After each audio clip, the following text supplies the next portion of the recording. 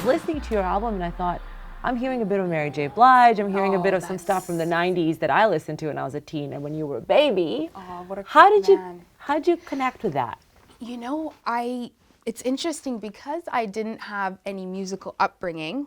When I did start to discover music, there was actually no pressure from the outside world of what I should listen to and it was really my own discovery and my own taste that I was able to create.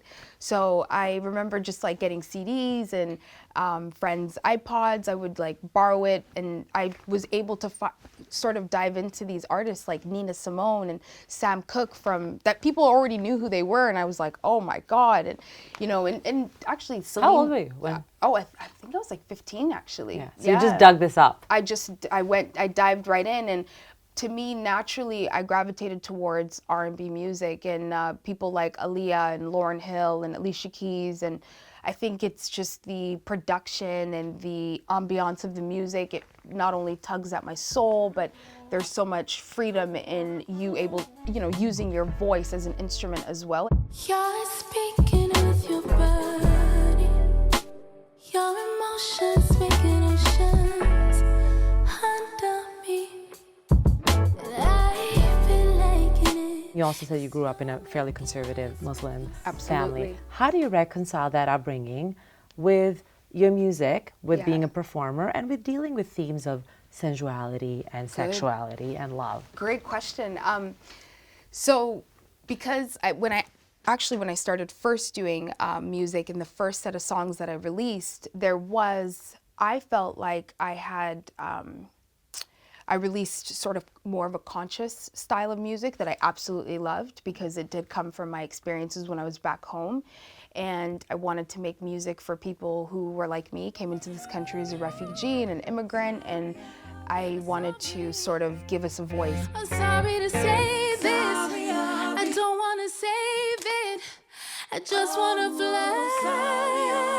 fly away. I did go to Somalia after high school. I was a bit of a rebel, so my parents were like, okay, I think you need to go back and really connect with your roots. And going there was probably the most transformative experience of my life. I feel like the girl that I went there as and the person I came back was completely different. She essentially no longer existed. That's how much of a perspective change, occurred for me. And I remember being there and thinking the only difference between them and I is I just got to escape the war. That's it. So naturally, doing music, it all just, I pick up from, back home and the culture and the experiences that I've gone through. And so I do have this sort of sense of, I think within myself, responsibility to share our story.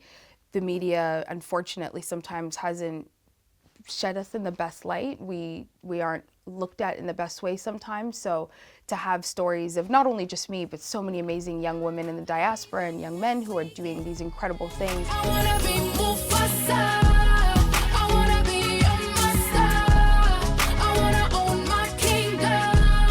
I wanna gain my freedom. Kingdom come, the shots come off from the gun and they all are done.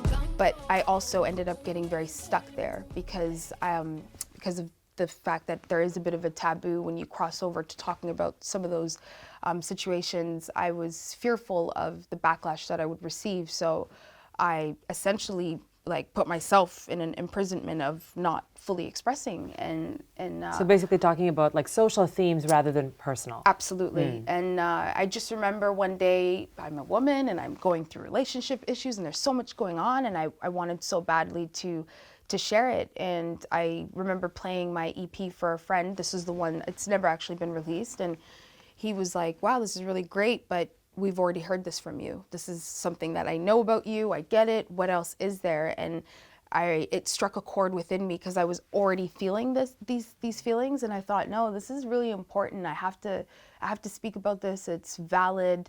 And that's it. I feel like once I started, it just came all fleshing out because it's a reality. And a lot of women, this is something we all go through. You don't know nothing about me.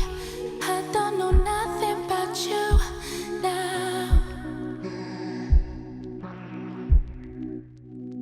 I thought it would never be us. Another flame into I felt in my heart that it was the right thing to do, and my family was supportive of me, and I've thankfully received nothing but great, like really great reactions from people, so it's been amazing. If I love you now,